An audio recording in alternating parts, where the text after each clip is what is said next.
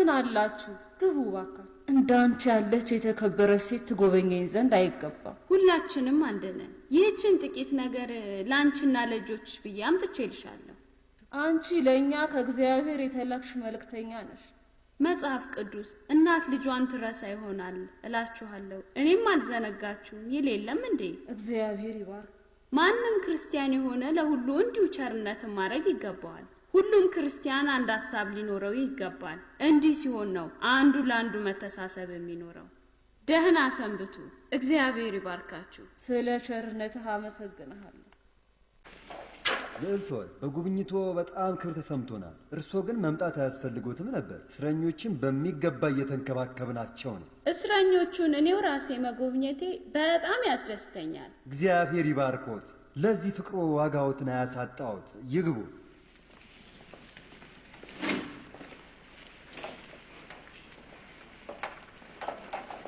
አምላኬ ሆይ እኔ ንጹህ ነኝ፣ ወንጀለኛ እንዳልሆንክ አንተ ታውቃለህ። አንድ ነገር አድርግ እንጂ ያንቺን ትዕዛዝ እኮ ነው የምንጠብቀው። ክርስቲና ምን እንደምፈልግ ታውቂ የለ? ሂጂና እስረኞቹ የሚያስፈልጋቸው ነገር ካለ አጣሪ። አንቺ ደግሞ የቀረውን ነገር አከናውኚ።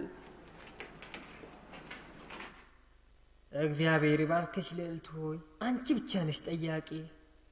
ምንም እንኳን በእነሱ ምክንያት ብታሰርም ባለቤቴና ልጄ እንዲጠይቁኝ አልተፈቀደላቸውም።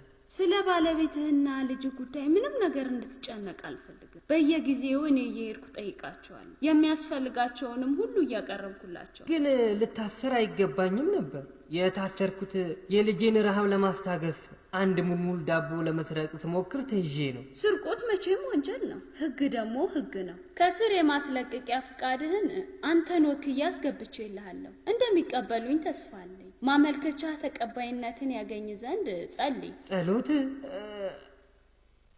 እግዚአብሔር ይባርክሽ። እንዴት እንደምያስተማርሽኝ አንቺ ነሽ። ጸሎት በእስር የገጠመኝን ጭንቀት አቃሎልኛል።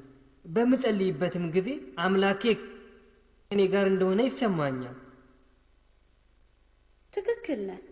በየትም ቦታ ሆኖ መጸለይ አምላካችን ከኛ ጋር እንዳለው ነው እንዲሰማን ያደርጋል። ክብርት ሆይ እግዚአብሔር ይባርክሽ። ውለታሽን እንዴት አድርጌ እንደምከፍለው አላውቅም። ካንተ ብዙ ውለታ እጠብቃለሁ። ዓይኔን እንኳን አውጥቼ እንድሰጥሽ ብትጠይቂ በደስታ ሰጥሻለሁ። ሰላም ላንተ ይሁን ወንድሜ። እኔን ክብርቱ ወንድሜ ብለው ጠሩኝ። ለኔ እኮ አይገባም። መጽሐፍ ቅዱስን ታነብ የለ እንዴ? ወንድሜ ብዬ እንድጠራህ ያደረገኝ የእግዚአብሔር ቃል ነው። እግዚአብሔር ይባርክ። መጽሐፍ ቅዱስን እንዳደንቀው እንዳነባው ያደረጉኝ እርሶ ነው። ጥሩ። ሁሌም ስታነብ ለኔም ጸልይልኝ።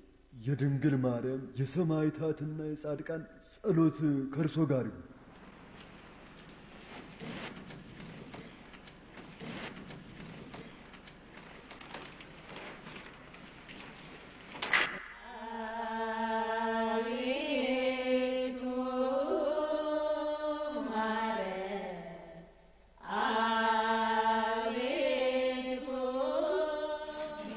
ሰላም ለእናንተ ይሁን።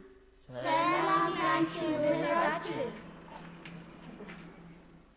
እንኪ ላንቺ ደግሞ ይኸውልሽ መጽሐፍ ቅዱስ። እንኪ ላንቺም። እግዚአብሔር ይባርክሽ። አንቺ ብቻ ነሽ የምትጠይቂኝ። ትፈልጊው የነበረውን መጽሐፍ ቅዱስ ይኸውልሽ። እንድንጸልይ ካስተማርሽን ጊዜ ጀምሮ በየቀኑ እየተሰበሰበን ጸልያለን። እንዲለቋችሁ ለማድረግ እየጣርኩ ነው። እንኪ ልዕልት ሆይ እግዚአብሔር ይባርክሽ፣ እግዚአብሔር ይባርክሽ። ግን ከስር በተለቀቃችሁ ጊዜ ሁላችሁንም በቤተ ክርስቲያን እንዳገኛችሁ ፈልጋለሁ። የም ቤተ ክርስቲያን ነው?